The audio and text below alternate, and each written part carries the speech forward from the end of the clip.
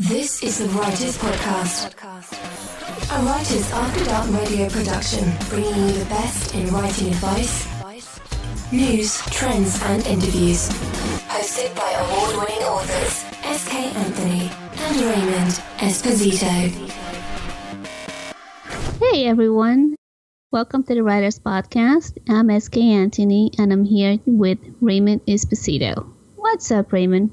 What's on your mind? Well, you know, there's probably no better experience, even for the introverted writer, than meeting their reading fans and discussing their books. Of course, the one thing authors agree on is that writing books is easier than selling books. Absolutely, because book selling is a crowded market and there's a lot of competition for those beloved readers. Selling books is about marketing and advertising, and it requires both innovation and a lot of social interaction.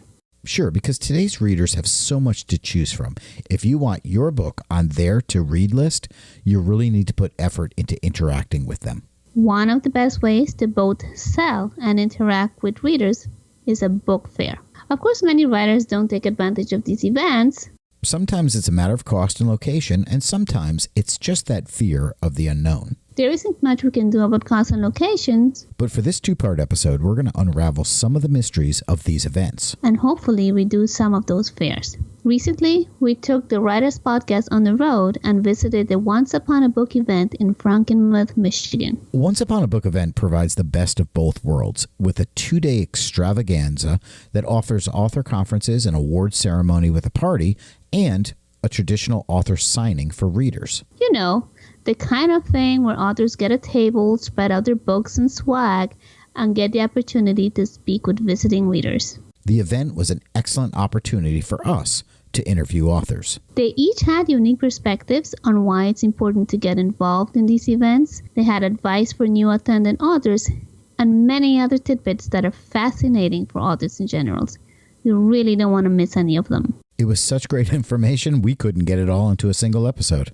So, we're doing this in 2 parts with one bonus exclusive episode where you can hear directly from a reader, her viewpoint on why you should attend conferences, some tips on writing blurbs, and other readers' insights. But to start, we visited with Once Upon a Book's host, the woman behind all the magic, award-winning author Stacy Rourke.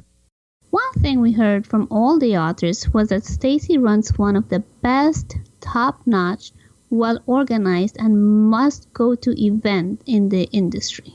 Stacy lives in Michigan with her husband, 2 daughters, and 2 giant dogs. So we're here with Stacy Rourke. Stacy, tell us a little bit about yourself, your writing career. I'm an author. I have about 12 titles out right now. I do a lot of YA, dark fantasy. I do a little bit of romantic comedy, and am kind of known among my readers for having a lot of snarky humor that I worked into my stories. Yes, I did hear that on the panel. Thank you. So that's kind of my niche. I also have some fairy tale retellings that I'm doing, and I like to challenge myself with a lot of different genres. So a couple of years ago, you came upon the idea for Once Upon a Book, which is a conference for both writers and readers. Tell us a little bit about what inspired that idea.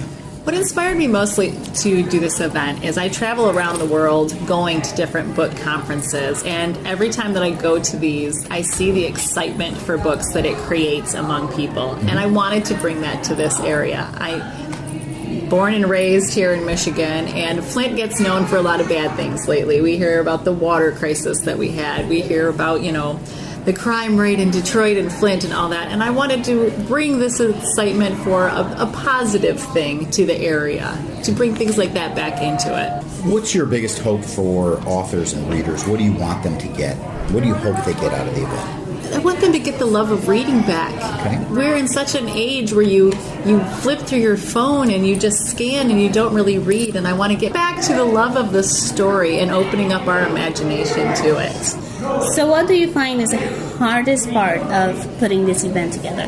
Letting go of the little stuff. I find myself getting hung up on little details that, little things. Like during the awards show last night, the songs that the winners walked up on stage to. And I bet you guys probably couldn't name too many of them off the top of your head.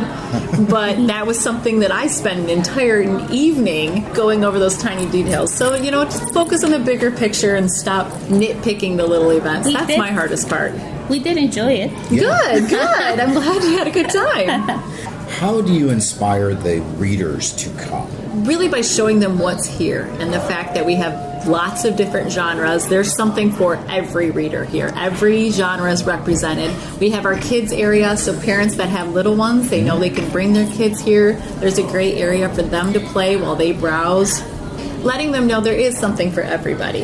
And speaking of kids, I absolutely love that you had an award and, the contest, and you included the children authors.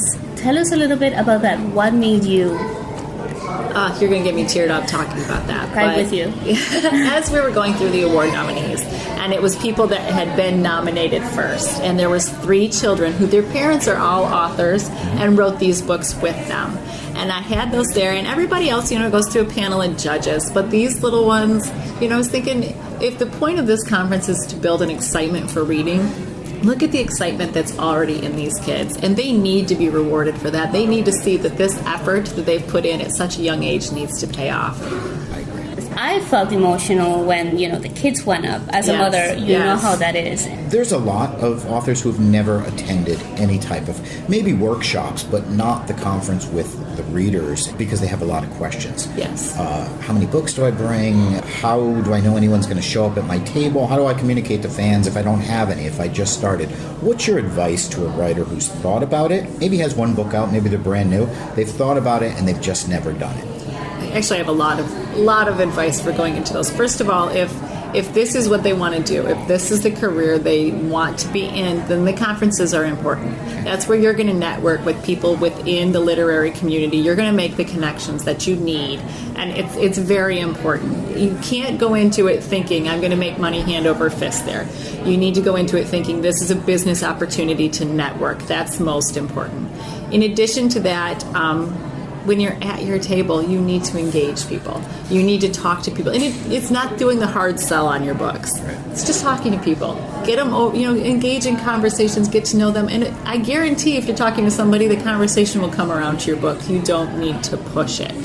That's most important. You play the part of an extrovert well. A lot of writers are introverted, not shy, but just not real comfortable.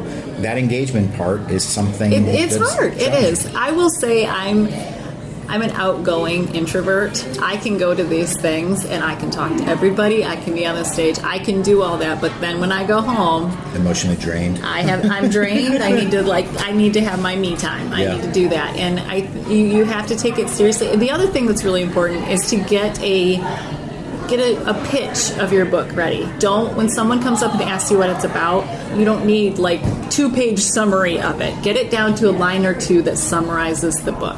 That's something that can draw them in quickly. I'm thinking about that, and it's so hard. It is. It's hard. It's hard to do, but it's important. It took me 80,000 words to explain this story. Now you want me to do it in 30? Exactly. That's what it's like to be an author, right? But if you think about it in Hollywood terms, that's what they even do in Hollywood is you need to have your 2-line hook, and that's it. Yes. You have to reel them in like that. An author is going to try their first. I'm going to go to my first one. How do I choose which one I should go to? I do research for sure. Mm-hmm. I wouldn't do any of the big ones like Book Expo America, not for your first one. The tables are so insanely expensive, you're going to get lost in the crowd. Yep. Go for ones that target more indie authors. It would be great if Charlene Harris and Stephen King were there, but if they're there, nobody's going to have anything to do with you. They're there for the big wigs. Do the research. Look at people that have been there, people that have nice things to say about the event.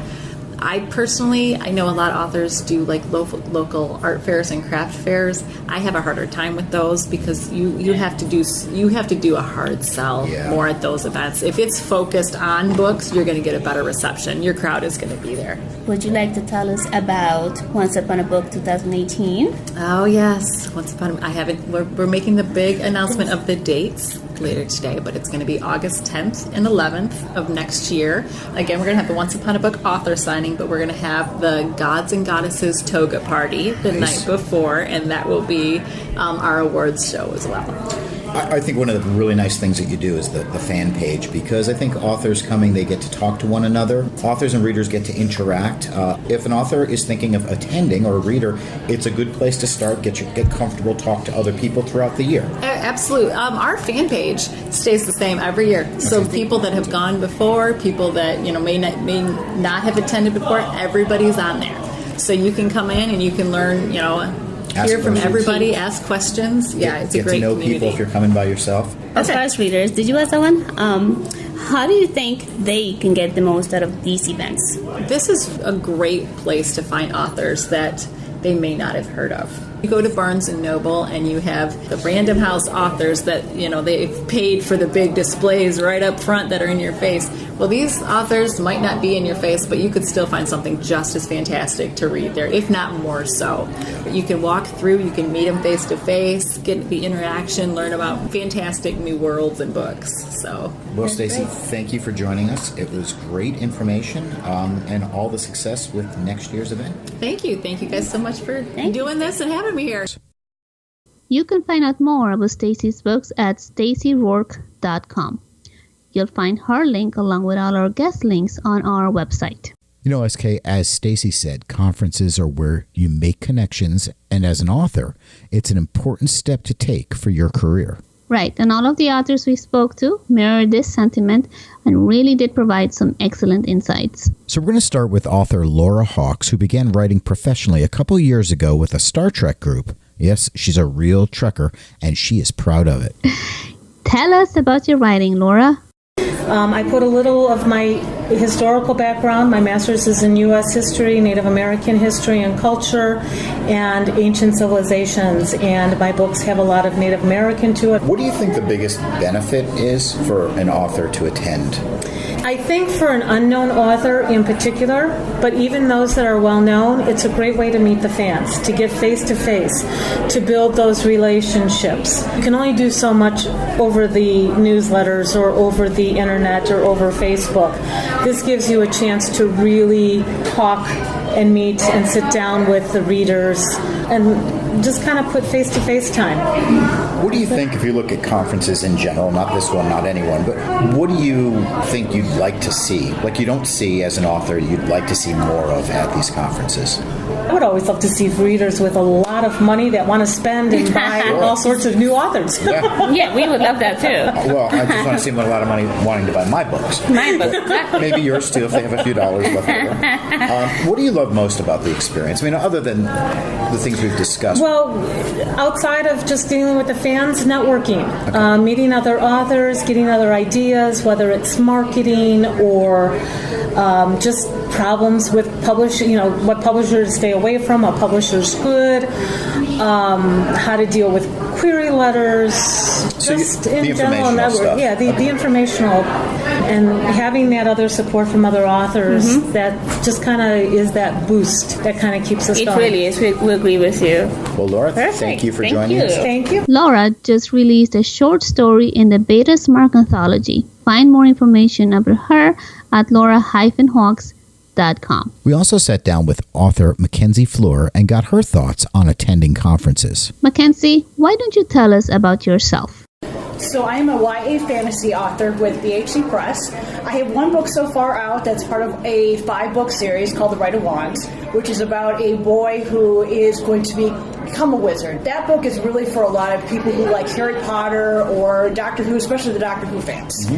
So what inspired you to come here to Once Upon a Book Conference? Actually, I had heard that this was the place to be if you were a YA author. So aside from the benefits, what do you love most about the experience? Honestly, it's interacting with people. I really love when I talk about something that I really enjoy and seeing somebody's face light up. It's also a great way to interact with people. That's the one thing that I have found, that readers want to interact with the author. They want to be your friend. They want to know you on a personal level. And that's the best way to do it, is get your name out there, get yourself out there. Awesome. Well, thank you, Flor. Thank you. This has been fun. Find out more about Mackenzie and her books over at mackenziefleur.com.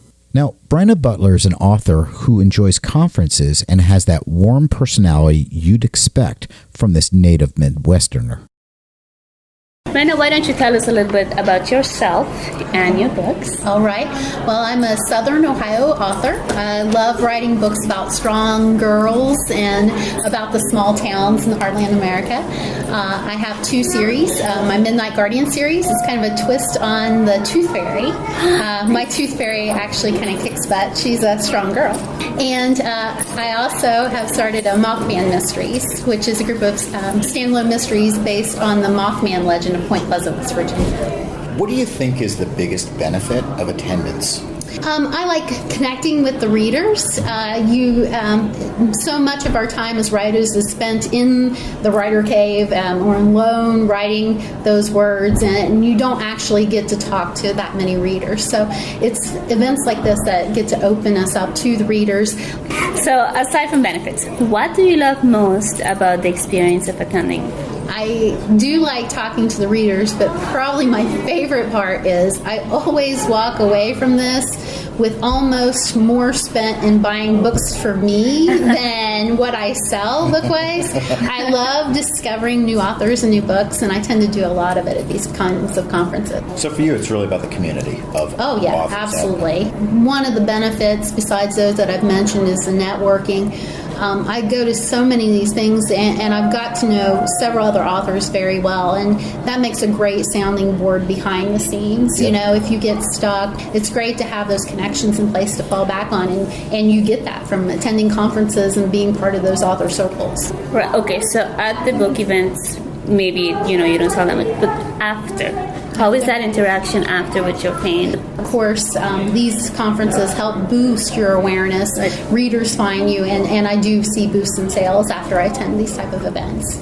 So do you have any last words for our listeners? It's been a great experience. Thank you, Brenna. You can find Brenna at brennabutler.com. And since she had such great things to say about this particular event, we took her lead to see what others had to say about Once Upon a Book itself. Right. So we spoke with author J.W. Tromner, a.k.a. Jen, who published her first series, the Urban Dragon series, last year. Jen writes from her home state of Indianapolis, and her writing deals a lot with the American Midwest in an interesting way. Why don't you tell us, Jen? I'm dealing a lot with the result of the Rust Belt and the result of the economic downturn. The main characters of my first series are homeless when they start out, and dealing a lot with the abandoned buildings. And nice. I love those pictures that show towns that have been just left and abandoned. As a dark fiction writer, I can create a story out of all of those visuals. You're doing it, but just differently. Better. I'm not putting monsters. What inspired you to attend the Once Upon a Book? Honestly, Google. I got a lot of input from a lot of other writer friends of mine that conferences like these are really great for getting in touch with readers and building the brand. And so I started looking in depth at the other conferences in this region, and this is one that kind of popped out at me. So what do you think is the biggest benefit of attending, Once Upon a Book so far? The people here are really enthusiastic and really friendly. One of the conventions I was at, the people tend to be more quiet, more reserved, more interested in merchandise than in books per se.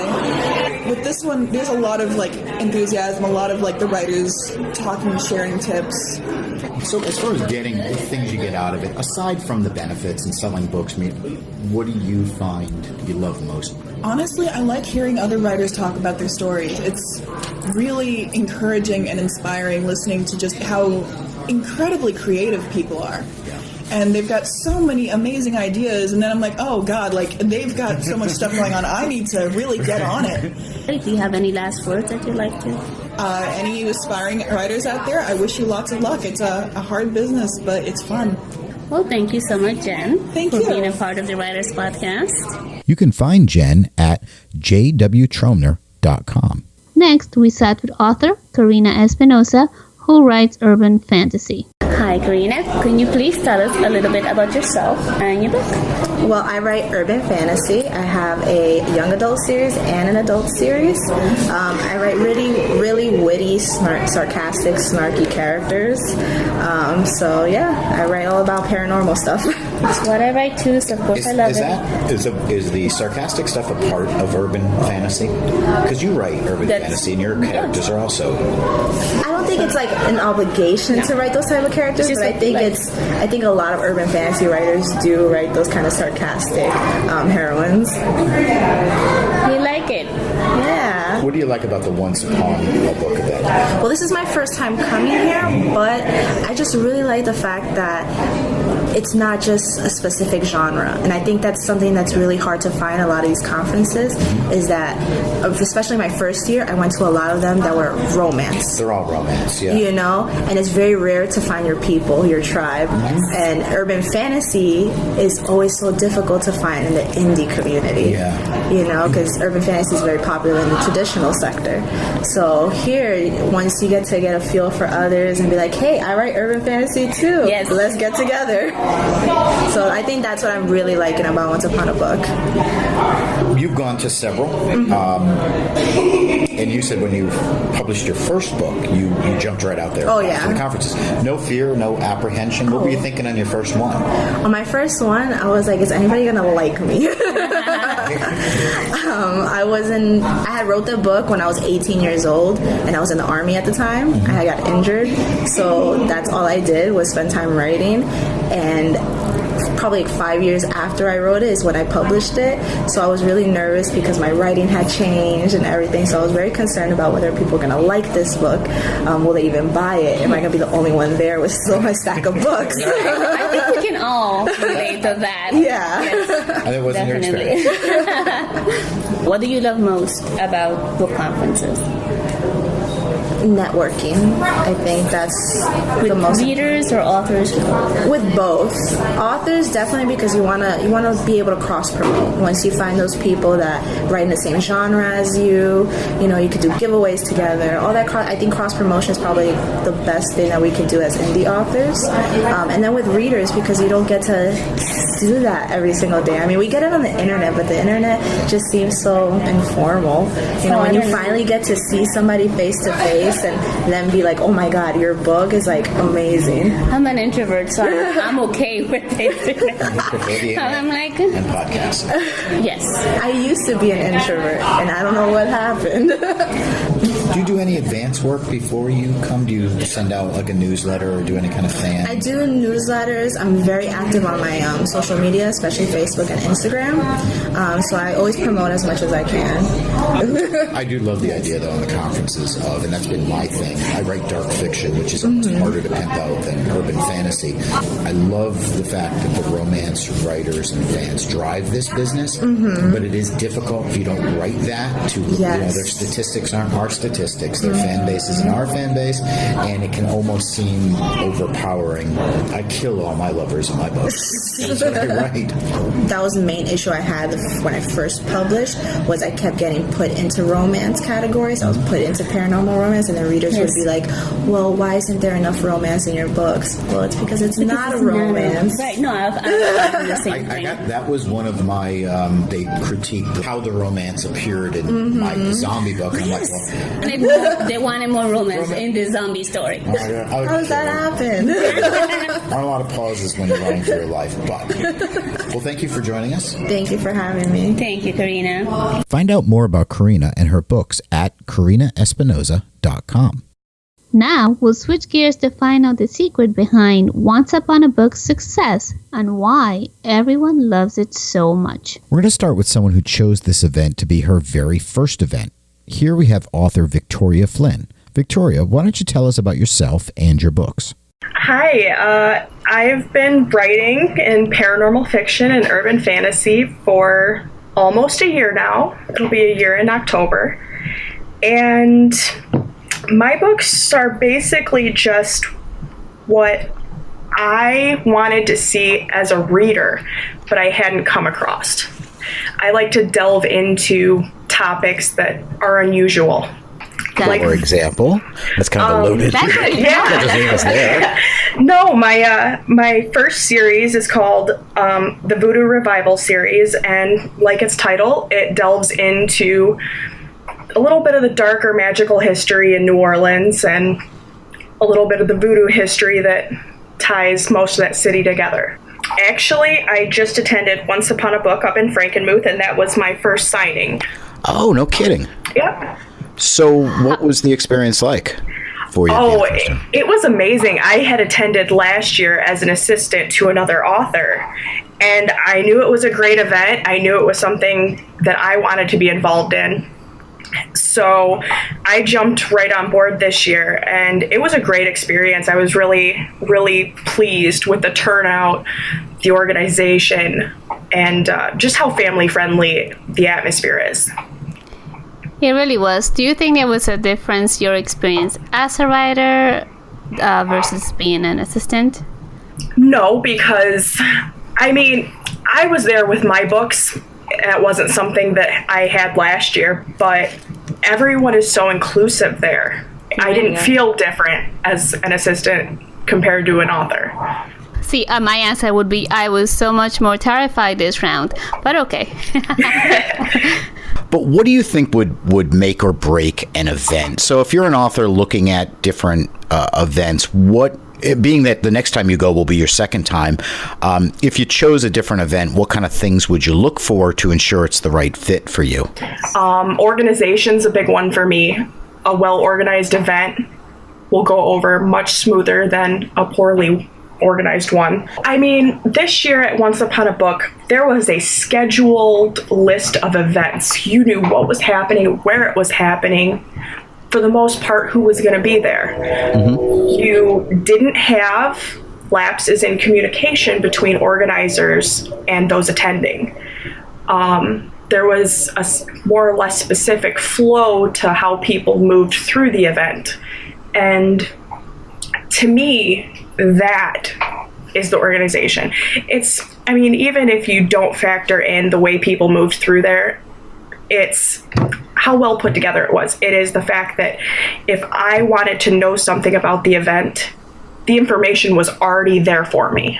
Yeah, Stacey Rourke has gone above and beyond. I did get a chance to see a little bit of her behind the scenes chaos, if you will. Yeah. And she really busts her butt to get Once Upon a Book out there. She goes out there for not only her authors, but for the readers too. She wants both parties to benefit. Mm-hmm. Are you planning on going next year to Once Upon a Book? Oh, absolutely. Yep. I've already talked about it. I have 2 daughters, and they'd really like to attend. They did get to go to the signing with me this year, but I didn't take them to the ball, so we'll be attending as a family next year. Aw, that's. I feel like I need some special exercise program to wear the toga. Yeah, I might want to get my diet plan and exercise regimen ready now. Well, thank you so much, Victoria, for being on the Writers' Pod. Thank you so much for having me. Find Victoria over at victoriaflynnwrites.wordpress.com. Next, we sat down with another author who thinks Stacey is the key to Once Upon a Book's success. Here's Amy K. McClung. Amy, tell us a little bit about yourself. Well, I've been an indie author for about 5 years now. I started writing as a way to deal with stress after I lost my job, but I've self-published 6 novels. They're all young adult. I've got paranormal and contemporary, and then I have a young adult fantasy. I also have 5 books published with Hot Tree Publishing. They're a publishing company in Australia.